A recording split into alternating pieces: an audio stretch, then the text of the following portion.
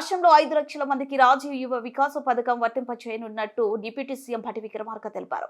హైదరాబాద్ లో నిర్వహించిన రాష్ట్ర స్థాయి బ్యాంకర్ల సమితి సమావేశంలో మాట్లాడారు. రాజీవ్ యువ వికాస పథకం మంజూరు పత్రాలను జూన్ 2న అందజేస్తామని బ్యాంకర్లు సహకరించారని ఆయన కోరారు. అన్ని బ్యాంకులతో సమన్వయం చేసుకుంటూ రాష్ట్ర స్థాయి నోడల్ అధికారిని నియమించాలని సూచించారు.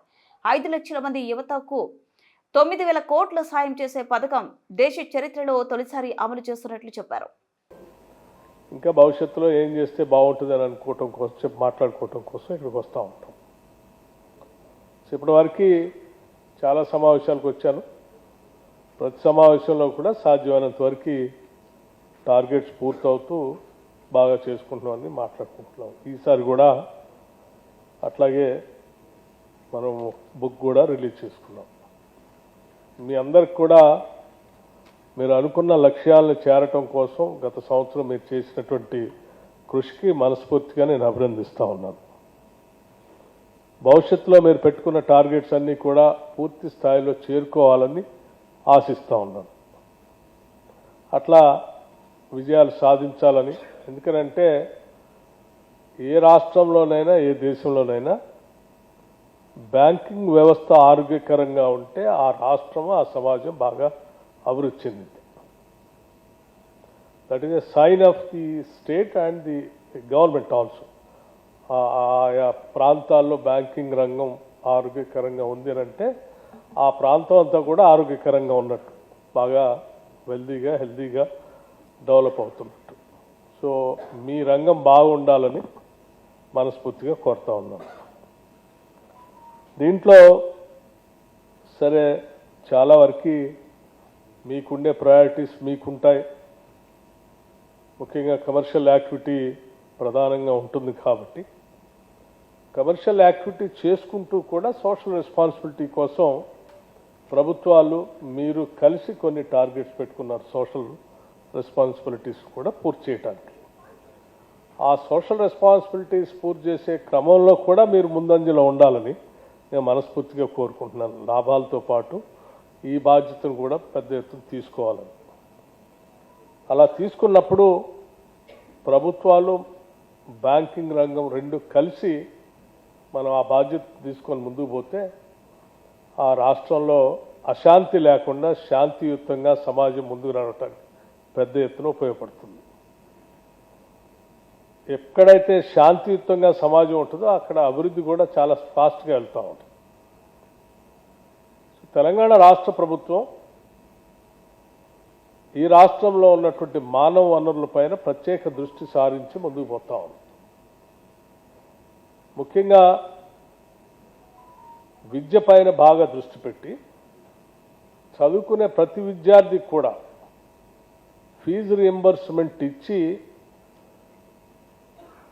స్కూల్ స్థాయి నుంచి యూనివర్సిటీ వరకు కూడా పెద్ద ఎత్తున ఈవెన్ ప్రొఫెషనల్ కాలేజ్ కూడా బాగా చదివించడానికి ప్రయత్నం చేస్తూ ఉంది. అంటే బాగా విద్యావంతులైనటువంటి మానవ వనరుల్ని ఈ రాష్ట్రంలో పెద్ద ఎత్తున ఈ రాష్ట్ర ప్రభుత్వం ఈ సమాజానికి అందించేటువంటి ప్రక్రియని చాలా స్పీడ్గా తీసుకొని ముందు పోతాం. అలా విద్యతో నైపుణ్యాన్ని సాధించుకున్నటువంటి యువతకి రాష్ట్ర ప్రభుత్వం నుంచి ఇచ్చేటువంటి ఉద్యోగ అవకాశాలు ఇస్తూ వారి మేధస్సును ఆడుకోవటం కోసం ఒక ప్రయత్నం. అట్లా ప్రభుత్వ ఉద్యోగాల ద్వారా అవకాశం లేనటువంటి వాళ్ళ మేధస్సును కూడా ఈ సమాజానికి పెద్ద ఎత్తున వాడాలి అంటే వాళ్ళకు కూడా మనం కొంత ఒక వ్యాపారంలోనో లేకపోతే ఈ సమాజానికి పనికొచ్చేటువంటి ఉత్పత్తి రంగాన్ని వాళ్ళ ద్వారా కూడా పెద్ద ఎత్తున చేపించగలిగినప్పుడు ఈ రాష్ట్రానికి సమాజానికి కూడా పెద్దగా మేలు జరుగుతుందని రాష్ట్ర ప్రభుత్వం సంపూర్ణంగా నమ్ముతూ ఉంది. ఆ నమ్మకంతోనే రాష్ట్ర ముఖ్యమంత్రి రేవంత్ రెడ్డి గారి నాయకత్వంలో కానీ ఈ ప్రభుత్వం కానీ కేబినెట్ ఒక నిర్ణయం తీసుకొని పెద్ద ఎత్తున మొట్టమొదటిసారి రాజీవ్ యువ వికాసం అనేటువంటి ఒక స్కీమ్ని అన్ఎంప్లాయిడ్ యూత్ కోసం రాష్ట్ర ప్రభుత్వం మొట్టమొదటిసారి ఇంత పెద్ద ఎత్తున స్కీమ్ తీసుకొని వచ్చింది. ఈ స్కీమ్కి సంబంధించి దాదాపు రాష్ట్ర ప్రభుత్వం నుంచి చాలా పెద్ద ఎత్తున దాదాపు 6,250 కోట్ల రూపాయలని రాష్ట్ర ప్రభుత్వము నేరుగా సబ్సిడీ రూపాయలు ఇస్తాం. 6,250 crores as subsidy for an unemployed youth of the state in the first of its kind in the history of this state. So far.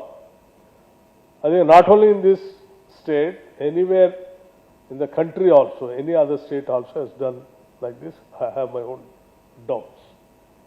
So ఇంత పెద్ద ఎత్తున మేము ఎందుకు తీసుకొని వస్తున్నామంటే చదువుకొని ప్రజ్ఞా పాఠవాలు కలిగినటువంటి ఒక మేధస్సు కలిగిన ఒక యువతిని కానీ యువకుడిని కానీ కొద్దిగా మనం ఆర్థికపరమైన సహాయం అందించగలిగితే అతను తీసుకొచ్చేటువంటి ప్రోడక్ట్ చాలా పెద్ద ఎత్తున ఉపయోగపడుతుంది సమాజానికి.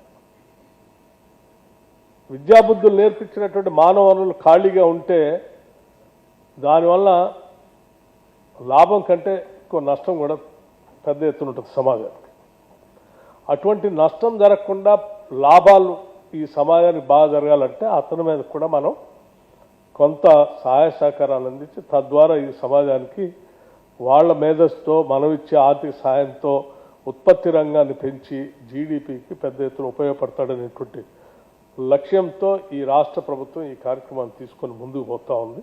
ఈ ముందుకు పోయే కార్యక్రమంలో భాగంగా ఎస్ఎల్బిసి ఈ సమావేశంలో రాష్ట్రంలో ఉన్న బ్యాంకర్స్ అందరికీ రాష్ట్ర ప్రభుత్వం నుంచి మరీ మీ అందరికీ విజ్ఞప్తి చేసేది ఒకటే, పెట్టుకున్నటువంటి ఈ లక్ష్యాన్ని అనుకున్నటువంటి సమయం లోపల అంటే June 2 నాడు రాష్ట్ర వ్యాప్తంగా 5 లక్షల మందికి మేము శాంక్షన్ లెటర్స్ కూడా ఇవ్వాలనేది మా లక్ష్యం.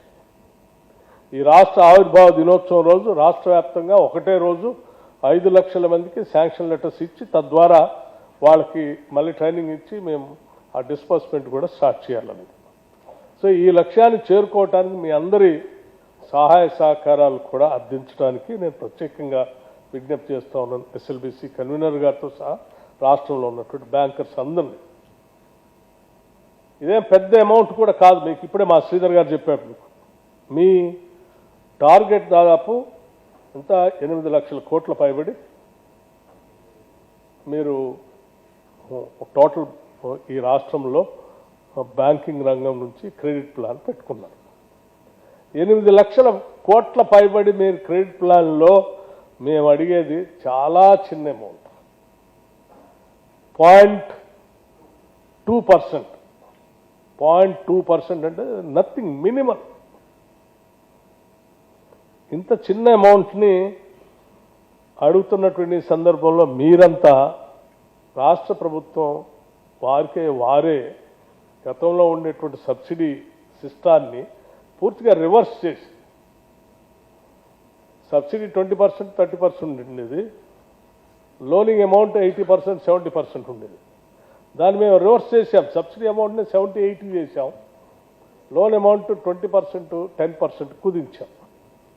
అంటే ఇది nothing for the banks of the state and the size of the banking industry of the state. కాబట్టి దయచేసి మీరు మానవ హృదయంతో మంచి మనసుతో హ్యూమన్ టచ్తో మీరు దీన్ని ప్రతి బ్యాంకరు సీరియస్గా తీసుకొని ముందుకు తీసుకెళ్తారని నేను ఆశిస్తూ ఉన్నాను. And also I request the SLBC convener to appoint one nodal officer